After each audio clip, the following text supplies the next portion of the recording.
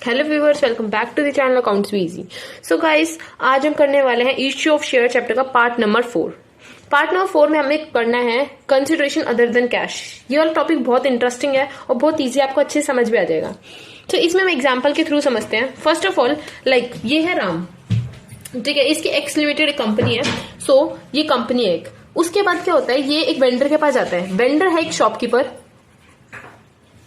Vendor एक shopkeeper की तरह समझ लीजिए, ये शॉपकीपर है। तो ये शॉपकीपर क्या चाहता है, बोलता है मुझे 2 लाख की मशीनरी चाहिए। लाइक कोई भी मशीनरी हो सकती है, कोई भी मशीन, एग्जाम्पल ले रखे हमने, 2 लाख की उसे मशीनरी चाहिए।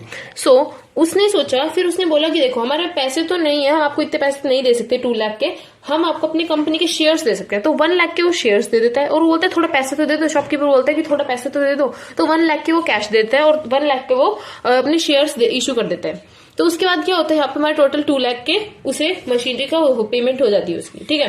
सो ये हमारा केस होता है जब वो इसे, इसीलिए हम इसको कहते हैं consideration other than cash. Cash के अलावा भी हम कंपनी उसे कुछ दे सकती है। लाइक उसने मशीनरी दी है, उसने मशीनरी किसके रिटर्न में दी है, लाइक जो हमने शेयर्स दे दिए, शेयर दे दिए 1 लाख के, 1 लाख का कैश दे दिया, तो टोटल 2 लाख हो गए। तो उसकी पेमेंट वो इसके थ्रू करेंगे। सो यही वाला टॉपिक होता है consideration other than cash. But इसको अकाउंटिंग के तरीके से किस तरह करेंगे, हमें तो वो पढ़ना है, हम उसे करते हैं। सो अब हम देख लेते हैं जर्नल एंट्री, कि हम कौन सी जर्नल एंट्री पास करनी है। बहुत ईजी टॉपिक है और ये बहुत इंपॉर्टेंट भी है। सो इसके अंदर हमें ओनली 3 जर्नल एंट्री पास करनी पड़ेंगी। This topic is very important for the examination point of view. So इसमें सबसे पहले हमें 3 एंट्रीज पास करनी पड़ेंगी। पहले परचेज ऑफ एसेट, हम एसेट को परचेज करने की एंट्री करेंगे। Second, part payment in cash, cash में थोड़ी पेमेंट भी करेंगे, जैसे कि मैंने आपको बताया था 1 लाख उसने शेयर दे दिए थे, 1 लाख उसने कैश में ले लिया था। और थर्ड होती है रेस्ट, जो बचे हुए पैसे अमाउंट है उसको हम इशू करते हैं इक्विटी शेयर और प्रेफरेंस शेयर। प्रेफरेंस शेयर और इक्विटी शेयर इशू कर देते हैं हम, ठीक है। सो ये तीनों हमें एंट्रीज करनी है इसमें। सो देखते हैं फर्स्ट एंट्री। फर्स्ट एंट्री क्या करेंगे, परचेज। जब भी आप परचेज करेंगे एसेट को, तो आपको लिखना है एसेट अकाउंट, कोई भी एसेट हो सकता है, लाइक मशीनरी, प्लांट, कुछ भी हो सकता है। अकाउंट डेबिट टू वेंडर, यहाँ पे आप कोई भी अमाउंट लिख सकते हैं, ठीक है। ये आपकी यहाँ पे नरेशन लिख देना, बीइंग एसेट परचेज्ड, ठीक है। सेकंड, ये आप सेकंड पार्ट पेमेंट, अगर आप पार्ट पेमेंट करेंगे कैश के अंदर तो इसकी एंट्री होगी vendor account debit to cash, और अगर आपको बैंक से दिया होगा तो बैंक, और अगर आपको बिल्स पेबल, अगर आपको कोई बिल्स पेबल करना है, पेमेंट करनी है उसकी, तो बिल पे करेंगे तो आपको उसकी भी पेमेंट करनी है। तो यहाँ पे भी आप लिखेंगे इस तरीके से सेकेंड एंट्री। यहाँ पे आप इसकी इक्वेशन, इसके यहाँ पे आप लिख देंगे नरेशन, ठीक है। थर्ड आप लिखेंगे rest issue equity share preference share, तो इसमें एंट्री बनाएंगे vendor account debit to equity and preference share, ठीक है। और लास्ट में लिखेंगे security premium reserve, security premium reserve. So इसमें आप क्या लिखेंगे नरेशन, इसमें लिख देंगे being asset purchase, like being machinery purchase, plant purchase, कुछ भी लिख सकते हैं। सेकंड में बीइंग कैश पेड, ठीक है, part payment in cash, being part payment cash, same लिख देंगे नरेशन। थर्ड वाले में रेस्ट एंट्री हमें क्या करनी है, थर्ड वाले में लिखेंगे being issue equity in preference share, यहाँ पे आप करके लिख सकते हैं। नरेशन से कुछ मैटर नहीं करता, आपकी एंट्री एकदम करेक्ट होनी चाहिए, तो आपको मार्क्स मिल जाएंगे पूरे, ठीक है। सो आपकी फर्स्ट एंट्री क्या होगी, जब एसेट परचेज करेंगे asset account debit to vendor account. Second, आप कैश में पेमेंट करेंगे तो आपकी होगी वेंडर अकाउंट टू कैश या बैंक के बिल्स पेबल, आपको कोई बिल की पेमेंट करनी है तो आप बिल्स पेबल लिखेंगे।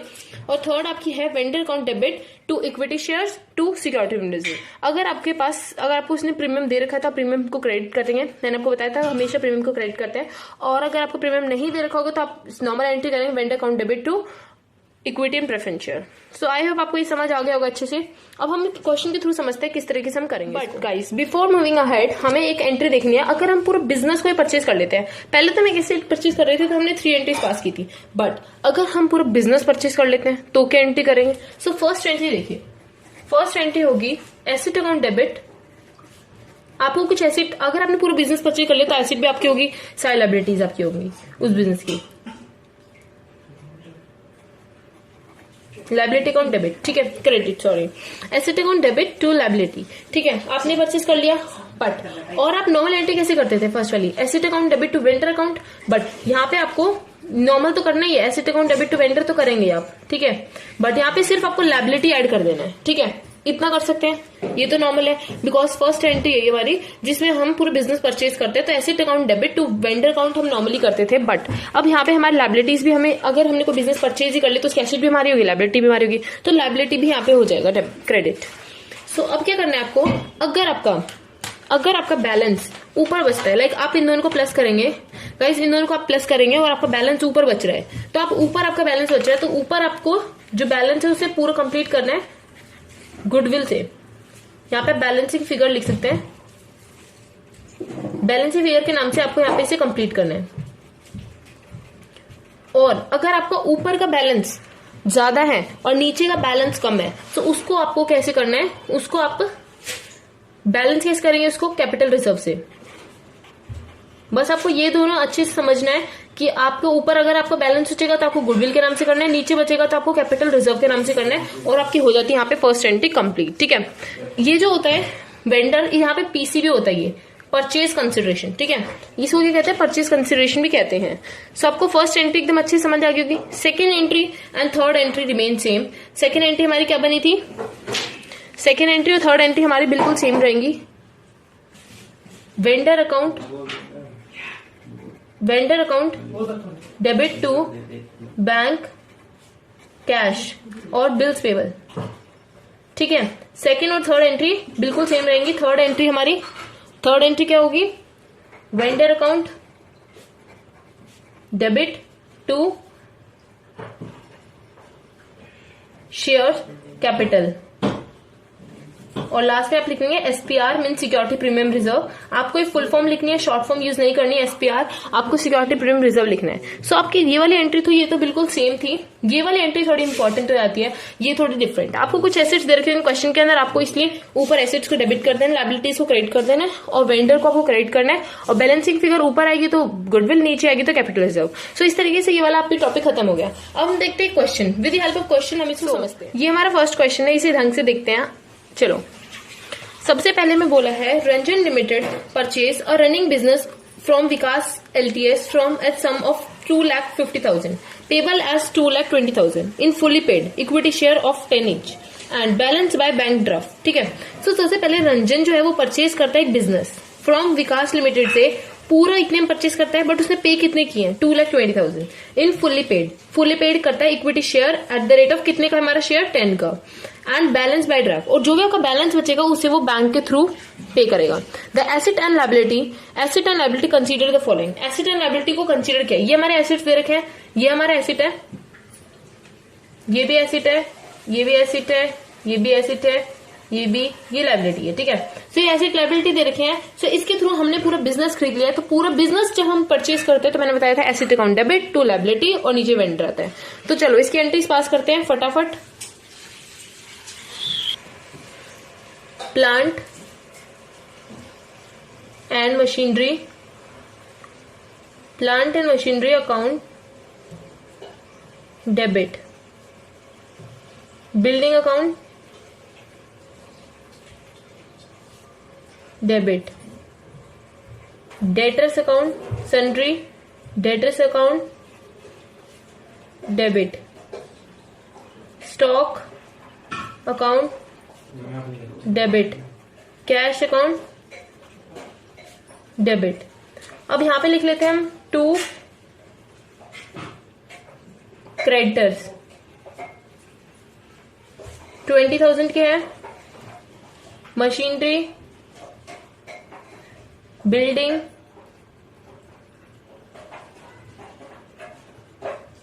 Stock, cash 20,000। यहाँ पे क्रेडिट लिखा। अब नीचे लिखेंगे 2। वेंडर कौन होता है, इसने तो परचेज किया है, रंजन जो होता है उसने परचेज किया है, बट जिससे परचेज किया है वो हमारा वेंडर होता है, लाइक विकास। तो यहाँ पे विकास जो है एलटीडी लिमिटेड से हमने परचेज किया 2,50,000। ये देखो 2,50,000 हमने करा है। तो जो भी हमारे यहाँ पे ये हमारा परचेज कंसिडरेशन होता है, इसमें हम अमाउंट लिखते हैं ये वाला। तो यहाँ पे लिखेंगे 2,50,000। ठीक है, अब आपको क्या करना है, अब आपको चेक करना है ऊपर का बैलेंस ज्यादा है नीचे का। सो अगर हम चेक करते हैं, सो हमारा ऊपर का बैलेंस ज्यादा आ रहा है, नीचे का बैलेंस कम आ रहा है। ठीक है, सो नीचे वाले बैलेंस को बैलेंस करने के लिए हम यहाँ पे लिखेंगे 2 कैपिटल रिजर्व। 10,000 से हमारा नीचे का बैलेंस हो जाएगा बैलेंसिंग फिगर। ठीक है, सो इस तरीके से हमारी फर्स्ट एंट्री होती है कंप्लीट। हमने सारे एसेट्स को ऊपर लिखा, नीचे हमने सारे क्रेडिटर्स लिखा, क्रेडिटर एक ही है बस। ठीक है, फिर हमने यहाँ पे और यहाँ पे वो वेंडर लिखा और लास्ट में हमने इसे कैपिटल रिजर्व से कंप्लीट कर दिया। सेकंड एंट्री कैसे करेंगे? सेकंड एंट्री में उसने बोला कैश में पेमेंट किया तो विकास लिमिटेड ऊपर आएगा बिकॉज वेंडर का हमेशा नेम ऊपर आता है। अकाउंट डेबिट 2,50,000 क्योंकि टोटल इतना हो जाएगा। हमने कितना उसे कैश के बैंक में दे दिया, कितना कैश है बैंक से हम जो पेमेंट करते हैं उसे कहेंगे 30,000। और 2 इक्विटी शेयर कैपिटल 2,20,000। सो यहाँ पे हमने इसको डेबिट कर दिया, इसको क्रेडिट कर दिया। ये देखिए यहाँ पे हम बोले फुली पेड 10 ईच, बैलेंस आपने इतने दे दिया। सो बैलेंस कितना होगा? सो हमें पता है इक्विटी शेयर में यहाँ पे पहले आपको क्वेश्चन में दे रखा है 2,20,000। ठीक है, आपको ये भी दे रखा है, ये आपका था विकास लिमिटेड में। ठीक है, परचेज कंसिडरेशन, तो यहाँ पे आपने लिख दिया 2,50,000। सो आपको बैलेंस कैसे पता चलेगा? बैलेंस हम इसमें से अगर इसको माइनस कर देंगे तो हमारा आंसर 30,000 आएगा जो कि हमने बैंक के थ्रू पेमेंट किया। उसे बोले बैलेंस इन बैंक ड्राफ्ट, तो बैलेंस जो है बैंक ड्राफ्ट, इसको हम अलग अलग भी करके दिखा सकते हैं बट यहाँ पे कंबाइन एंट्री करेंगे तो आपको आसान पड़ेगा बिकॉज आप इसका एक साथ बैलेंस कर सकते हैं। ठीक है, सो यहाँ पे होते वाला क्वेश्चन कंप्लीट। इसी को और ज्यादा अच्छे समझने के लिए अब एक नेक्स्ट क्वेश्चन लेते हैं जिससे आपको और अच्छे से समझ। अब हम क्वेश्चन नंबर 2 को अंडरस्टैंड करते हैं। क्वेश्चन नंबर 2 में है general trade LTD limited purchase a business of Pawan limited, मतलब परचेज किया है पवन लिमिटेड का बिजनेस। ठीक है, सो इनने परचेज किया तो परचेज कर रहे हैं, तो बेच कौन रहा है? सेल कौन कर रहा है? तो ये हमारा हो जाएगा वेंडर। ठीक है, सो वेंडर ऑफ 6 लाख से कर दिया तो हमारा परचेज कंसिडरेशन हो जाएगा। पेबल एज 10% चेक, 10% हमने चेक से दिया और जो बैलेंस है उसमें हमने इक्विटी शेयर इशू करते हैं एट द रेट ऑफ, ये ध्यान रखना क्योंकि 10 नहीं है, हमेशा लोग 10 कंसिडर कर लेते हैं, तो यहाँ पे हम 100 है, 100 ईच। प्रीमियम भी दे रखा है इस केस में हमें 20% का। तो एसेट एंड लायबिलिटी आपको दे रखी है। सो ये देखो आपको यहाँ पे देखा building, plant machinery, stock, trade receivable, bills payable. So ये हमारे एसेट है, ये भी एसेट है, एसेट ये लायबिलिटी है। ठीक है, एक ही लायबिलिटी है ऑलमोस्ट सब क्वेश्चन में, एक दो ही होती है, ज्यादा लायबिलिटी नहीं दे रखी होती। ठीक है, सो ये दे रखा है आपको बुक वैल्यू देखिए, एग्री वैल्यू। अब सोचेंगे कि हम बुक वैल्यू लेंगे एग्री वैल्यू, तो हमें बुक वैल्यू से कोई मतलब नहीं है, हमें बुक वैल्यू से कोई मतलब नहीं है, हमें बुक वैल्यू से कुछ नहीं करना। ठीक है, सो बुक वैल्यू से हमें कुछ भी नहीं करना, इसको क्रॉस कर देते हैं। हमें जो भी आंसर सॉल्व करना है वो एग्री वैल्यू से करना होता है, बुक वैल्यू से हमें कोई मतलब नहीं है, जो भी हम सॉल्व करेंगे वो एग्री वैल्यू से सॉल्व करेंगे। ठीक है, सो चलो इसे सॉल्व करते हैं। यहाँ पे दे रखा है ये ऊपर आपको सारे एसेट लिखने, नीचे लायबिलिटी लिखनी है। सो इसका अमाउंट यहाँ पे 2,60,000, यहाँ पे 1 लाख, यहाँ पे 2 लाख, यहाँ पे 1 लाख, यहाँ पे 80,000, देखो यहाँ पे लिखेंगे 6 लाख, इतना हो गया। ये आपका परचेज कंसिडरेशन है। अब बैलेंस देखेंगे, इन सबको अगर हम टोटल करते हैं सो इन सबका टोटल तो लाइक 6,60,000 आएगा। ठीक है, और नीचे आपको ये दे रखा है, सो आपको नीचे और ऊपर बैलेंस चेक करेंगे तो हमारा ऊपर का बैलेंस आएगा गुडविल के नाम से 20,000। सो इसका बैलेंस ऊपर गुडविल आएगा। तो देखो जैसे कि हमने बताया था यहाँ पे आपको एग्री वैल्यू लेनी है तो हमने एग्री वैल्यू ली है 60,000, 2,60,000, 1 लाख, ये सारे हमने लिया है। ठीक है, तो इस तरीके से हमने एग्री वैल्यू लिया और आपको बोल रखा है परचेज कंसिडरेशन में वेंडर का अमाउंट में दे रखा था, ये ऑलरेडी हमें क्वेश्चन में गिवन था परचेज कंसिडरेशन। सो हमने यहाँ पे लिख लिया परचेज कंसिडरेशन। ठीक है, सो इस तरीके से फर्स्ट एंट्री हमारी अच्छे से कंप्लीट होगी। अब सेकंड एंट्री में देखो उस बोले 10% आपको चेक के थ्रू देना है, तो 10% किसका करेंगे? 10% आप करेंगे वेंडर 6 लाख का, 6 लाख का आप 10% करेंगे तो कितना होता है? पहले हम सेकंड एंट्री कर लें। पवन रिटेल एलटीडी अकाउंट डेबिट। ठीक है, इतना समझ आ गया। अब आपको बता रखा है उसने कि टू बैंक, आपको बैंक के कितना देना है? सो 10%, उसे बोले 10% देना है। 10% हम किसका करेंगे? हम इसी का ही करेंगे परचेज कंसिडरेशन का। 6 लाख का 10% करेंगे सो हमारा आंसर आएगा 60,000। सो हम यहाँ पे लिख देंगे 60,000, 60,000, दोनों एंट्री कंप्लीट। अब देखते हैं, अब उसने बोले बैलेंस। अब यहाँ पे मैं उसने बोला है हमारा जो बैलेंस अमाउंट है उसको हमें इक्विटी शेयर से पे करना है। ठीक है, तो बैलेंस अकाउंट देखो हमारे थे 6 लाख, 60,000 हमने उसने चेक के थ्रू दे दिया तो 5,40,000 हमारा बच जाएगा बैलेंस। ये हमारा बैलेंस है इस बैलेंस को हमें पे करना है शेयर्स के थ्रू। तो शेयर्स के थ्रू से किस तरह से पे करेंगे वो देखते हैं, ठीक है। सो जो हमारी थर्ड एंट्री होगी वो हो जाएगी Pawan retail LTD account debit to equity. Equity होगा तो आपको इक्विटी लिखना है, प्रेफरेंस होगा तो preference, share capital account credit, ठीक है। तो इसमें आपको क्या करना है, आपको बट एक चीज याद रखनी है, आपको एक एसपीआर दे रखा था, शायद आपको एसपीआर दे रखा था, ये देखो आपको एसपीआर दे रखा है 20%, तो 20% दे रखा है तो आपको एसपीआर भी लेना है, बट अभी आपको उसको कुछ नहीं करना। आपको देखो एक बहुत इंपॉर्टेंट फॉर्मूला है जो कि आप सबको याद रखना है, जो कि आपको यहाँ पे काम आएगा। नंबर ऑफ, आपको करने से पहले नंबर ऑफ इश्यू का वो याद रख ले, number of issued share equals to amount payable upon issuing price.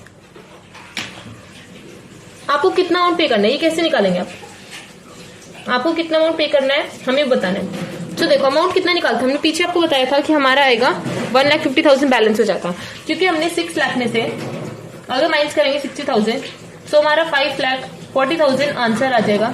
सो 5,40,000 को हम ऊपर रखेंगे क्योंकि यहाँ पे हमारा अमाउंट पेबल होता है, ठीक है। और नीचे इशूइंग प्राइस, इशूइंग प्राइस क्या आपका 20% का एसपीआर लगा के, आपका 100 का तो था शेयर, 20 आपने उसमें जोड़ दिया security premium reserve, so total 120 हो जाएगा। तो नीचे आप 120 लिखेंगे। अगर हम इसको सॉल्व करते हैं तो 4,500 आपके शेयर्स आ जाते हैं। सो ये वाली कैलकुलेशन आपको समझ आ गई होगी। आपको नीचे यहाँ पे लिखना है 2SPR सिक्योरिटी प्रीमियम रिजर्व, ठीक है। अब आपको किस तरह सॉल्व करना है, यहाँ पे लिखेंगे 4, जो आपका ये आंसर है ना इसको आपको हर से उसे मल्टीप्लाई करना पड़ेगा। एसपीआर कितना था ये देखो, शेयर्स कितने थे 100, एसपीआर कितना था 20, टोटल कितना था इशूइंग प्राइस 1,20,000, ठीक है। सो इस तरीके से करेंगे। सो यहाँ पे हमारा आंसर आ जाएगा टोटल, इसका टोटल, इसकी जो टोटलिंग करेंगे हम, सो इसकी टोटलिंग आएगी आपकी 5,40,000, इसका करेंगे सो 4,50,000, और अगर एसपीआर में डालेंगे तो 90,000। सो इसको, इसका बैलेंस इन दोनों का और ये इक्वल आ जाएगा। तो ये आपकी होगी यहाँ पे थर्ड एंट्री। ये वाली एंट्री आपकी इंपॉर्टेंट है, इसमें ही थोड़े चेंजेस है, इसमें आपको ये नीचे वर्किंग करके, आपको यहाँ पे थोड़ी वर्किंग करके दिखानी पड़ेगी, वर्किंग करके दिखाएंगे सो आपका ये वाला हो जाएगा। आप इजीली आपने ये वाला करके देख लिया ना तो आप इजीली कर सकते हैं। जो भी हमारा रिमेनिंग था उसको ऊपर रखना है। इशूइंग कितने था, इतना शेयर था, इतना एसपीआर था, टोटल आपका इतना आएगा। तो इस टोटल अमाउंट को यहाँ से लेके यहाँ पे लिख देंगे और सॉल्व करके जो आंसर आएगा उसे इस तरह से आपको यहाँ पे करना है। तो इस तरीके से आपका ये वाला क्वेश्चन होता है फिनिश। सो आई होप आपको ये समझ आया होगा। सो यहाँ पे होता है ये question complete. So that's all for this video. I hope आपको ये पूरा वीडियो समझ आया होगा, कंसिडरेशन अदर देन कैश वाला टॉपिक समझ आया होगा। So that's all for this video. Thank you so much guys. If you like this video then please hit the like button, do subscribe and share my video as much as possible.